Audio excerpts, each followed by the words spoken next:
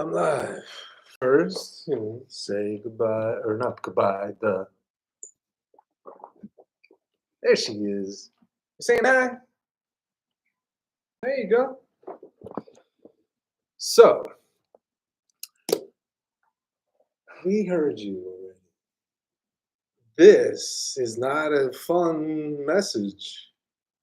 So, after 2.5 years surgery,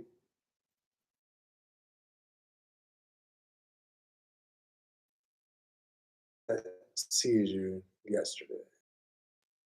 Now, it's very strange because one, I feel better, right? For two reasons. One, I was having like mini seizures, so I was kind of like in limbo because it wasn't out of my system, and you could tell it was still going to come sometime, and it'd be like weeks in between, maybe months. This is over 2 years, remember?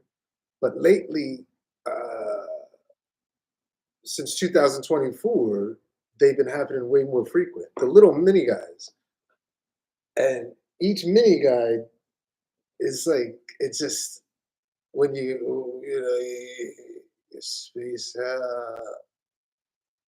you get the clicking, but you're still here. Half of you is here, half's not. I described it in my other video. It's the wildest thing.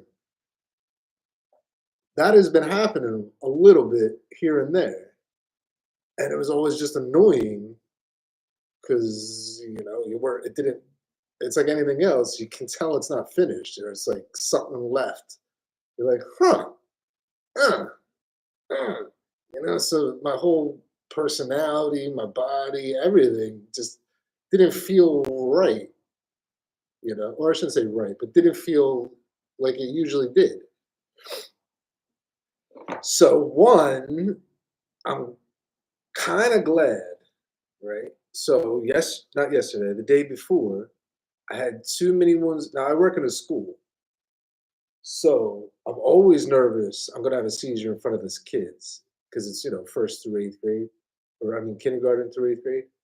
So I mean, I don't want to. Now I put it on record. They know that the school themselves, when they hired me, knew I have it. Now I don't talk about it, so like the principal doesn't really know. I mean, if he looks it up, he'll know, but he doesn't know day to day. You know what I'm saying? So no one really knows in the school, even though it's on record. So I still don't want to have one in front of the kids. I don't want to have a seizure ever in front of children, any children. But these kids in particular, because I deal with them all the time, and I would feel horrible if all of a sudden you come out and you see all these little kids freaked out, like, "Oh my god, what happened to Mr. Dan? What happened to Mr. Dan?" Right? So 2 days ago, one started happening, and I'm with kindergarten. I leave, barely anything, okay. Enough to know, the click disappeared. Good. About 3 hours later, again. Now I'm like, shit. Okay. Leave the kids again. No, I'm not the only one in the room. There's a teacher. I'm just an assistant kind of person. So, I don't have to say anything and just walk out. Happens again, a little stronger, but doesn't fully go over. It's still that same, like, I'm still here the whole time. I just get you spit and you breathe and you feel your finger, you know your hand. You're not doing it. You just know what's happening. And I mentioned it before. I believe there's always this clicking noise. It's like not my tongue doing it, just in my head, right? Which I found out later is normal. Apparently, everybody, or not. I don't know about everybody, but the clicking is not odd. So it's scary when you're around kids and you think you're going to have a seizure. I mean, seizures are always kind of scary, but normally, whatever. But in front of kids, I'm extra paranoid. I don't know if paranoid's the right word, but yeah, that day in particular, because you're in school. Every other time, well, I didn't have this job when I used, 2 years ago. So, uh, yeah, but they know. So, didn't happen at school. Cool. Walk home. I come in. As soon as I come in, I'm like, put my bag down, go sit down. Later on, I wake up freezing. Now I'm in Philadelphia right now. It's like, well, it was like what, 86 degrees or something. I was freezing. I put on two sweatshirts, two blankets, and it takes a while to get used to being back here. Now I heard this is fairly well. My doctor says that's the beginning of every joke, isn't it? My doctor says uh, that yeah, since you not bleed, you sweat almost everything out of your body. That when you wake up from these seizures, you are drenched. I mean, we're talking not a V, the entire thing, front and back. So my shirt and pants were wet. The pants were not urine. 98% sure. I didn't actually smell it, but I'm 90% sure. All good. Uh, so when it took me a while to realize I just went out. I was I come in, you just say, I'm sitting there, my cat's there because God forbid I missed her. Right now it's 5:30, so she eats by hand at 5. So this was like 4:30 when it happened because I walk home from work, it takes me blah blah blah blah. So I get home around 4:15 usually. So I went down at 4:30. So when I came back out, I don't know what time it was, but it was close enough to her food where, yeah, she was, letting me know. So that's what made me start to put it together. I'm like, wait, I'm like, mother effer. I'm like, I just had a goddamn seizure, right? Freezing the whole guy. Man, what are you gonna do now? That whole like, fuck. Ugh, I'm trying not to curse, but you sit there and you're just like, my lord, what am I gonna do? I had this surgery 2 years ago. And then I was married to a beautiful woman that is no longer here who had amazing insurance. I do not. I work for the school district of Philadelphia. You can make as many jokes about that as you want, but it is not the best at all. I mean, there's none. I mean, they give you dental and whatever, but you got to get your actual health insurance, at least for my position. So I don't have that, right? And again, seizures, you don't really need insurance for them in particular, like when you're having them, you know what I'm saying, kind of thing. Like, so, I mean, well, I should rephrase that. That was a dumb statement. Uh, you don't need them. I don't know how to say this. I guess you should get insurance, right? You should always have it. But yeah, since the school covered my pills and my, teeth and eye, blah blah blah. So I had to find insurance, which is not the hardest thing. But the fact that I have a marked condition, I'm afraid to what this insurance is going to cost me being a school district employee that I may not even be next year. So either way, had a full seizure after 2 years from surgery.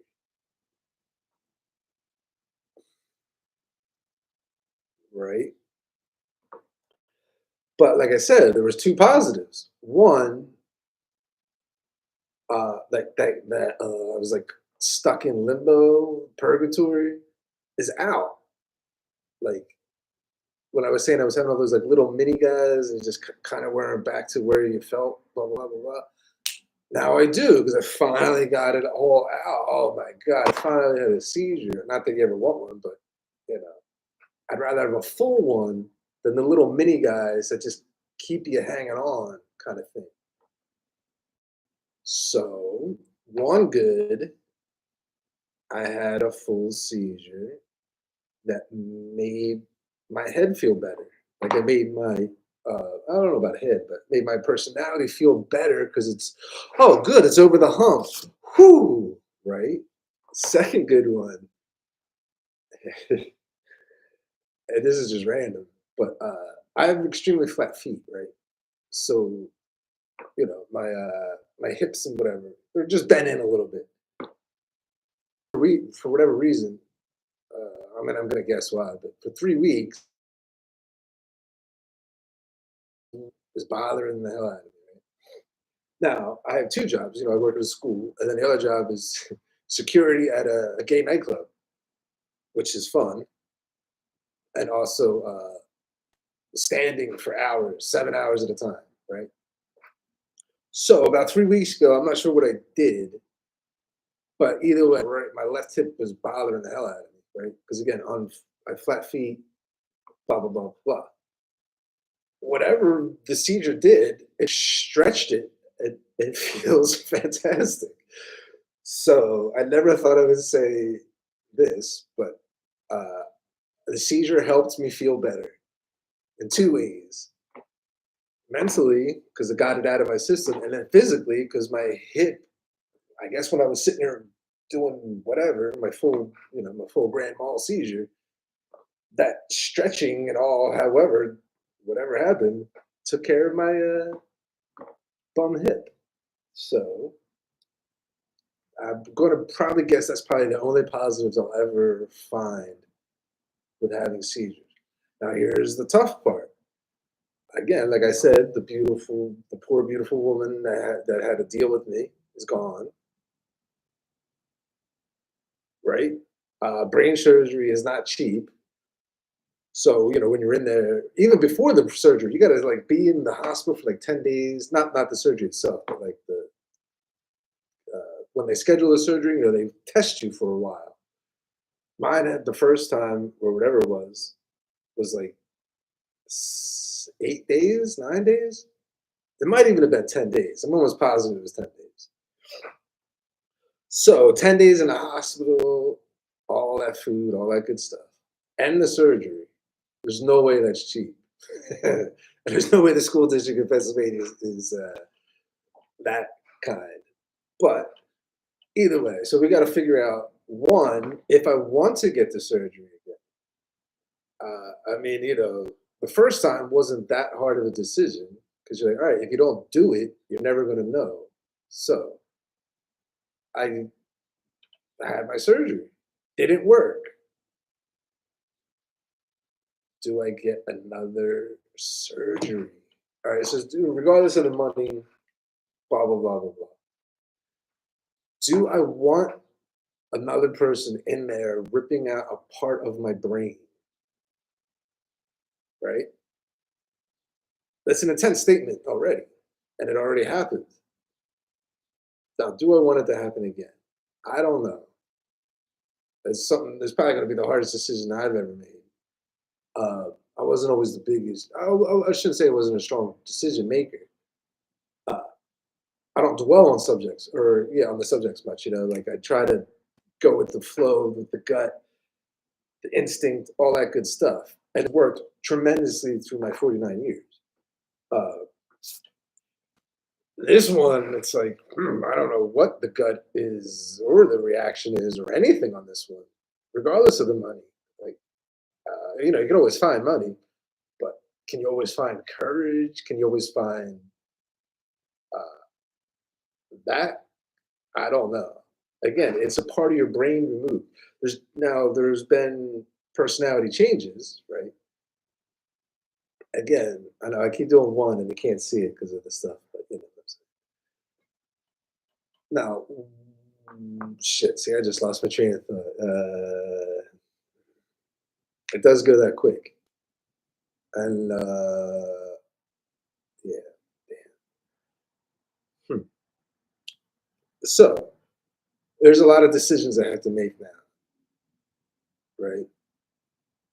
Do I get more surgery? Now, if you watch my video or my tapes at all, my, I'm old, remember? Not tapes. If you watch my videos, you'll see when I interviewed before my surgery, I interviewed a gentleman who had surgery, and he got two, and he had to get like the first one didn't work or whatever. I'm almost positive. So like he got two, and I'm almost positive like he had to get the second one, kind of thing. You know what I mean? Where mine, I don't really have to, but if you want to try to get rid of your epilepsy, that's the only way. Other than pills the rest of your life. Which is why I said sure the first time, no doubt. Now, the hard part, the decisions, that's it. So now the hard part is the personality changes. Were they from them ripping a piece of my brain out, or they from the drugs they give me?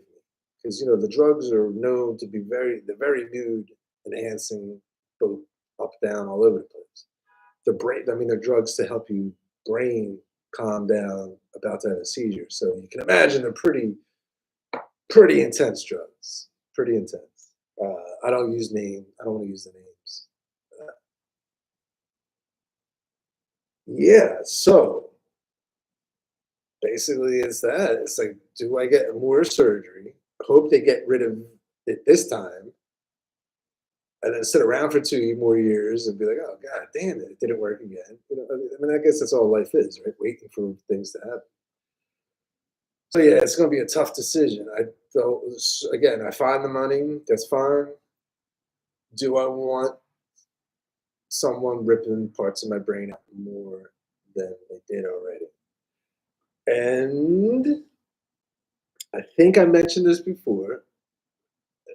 Some people would be like, great, that's amazing. So I was like the third person in this giant new facility that they built in the University of Pennsylvania, literally almost just for neurology diseases. Uh, so it's like, you know what I mean? You're kind of like, well, I mean, that's cool, but I kind of wouldn't mind being like the 100th person. Because all this stuff is, I mean, we're talking the brandest, newest, brandest, state of the artist ever. Like even the doctor who like, and again, you know, this isn't an ageism, isn't that a word, right? Ageism. He was insanely young. You know what I mean? And again, he's like, yeah, you know, I do brain surgeries all the time, and he was like number one in his class, all that crap. You're like, yeah, no, dude, but you're still like what, 24? I don't know about 24. I don't know how old he was, but he was like, dude, he wasn't 30. You know what I'm saying? And you're like, I don't know. I don't know. You have a under 30-year-old using brand new equipment to cut out a piece of my brain. That made me a little nervous, kind of. You know, you would want, not to say he doesn't know what he was doing at all, but like anything, the equipment was brand new. He's a young doctor, accomplished, but you know, when it's just like any stigma, you know, like when you hear like, oh, a surgeon's coming in, you're like, oh, okay. And then all of a sudden he's like not 19, but you know, he looked 19. And you're like, my God, are you like 25, 22? It makes you a tad nervous. You're like, yeah, you know, I'm good. You know, okay. You're like, yeah, I mean, I know you say that, but you're 23 cutting a piece of my brain out with brand new equipment in a brand new facility that you just finished 2 months ago. You know, it made me a little nervous. I wouldn't have minded then down the road a little, like, oh, we found out about this. You know, just a little nooks and crannies and no, not nooks and crannies, the kinks of anything that's brand new. So I'm not saying this is his fault at all, obviously, but I had brain surgery and I just had a seizure 2 days ago. Full blown, 100%. Now I gotta decide what to do. It took longer than I wanted to, but I hope you were listening. Thank you. Love you all, 0 people. Thank you.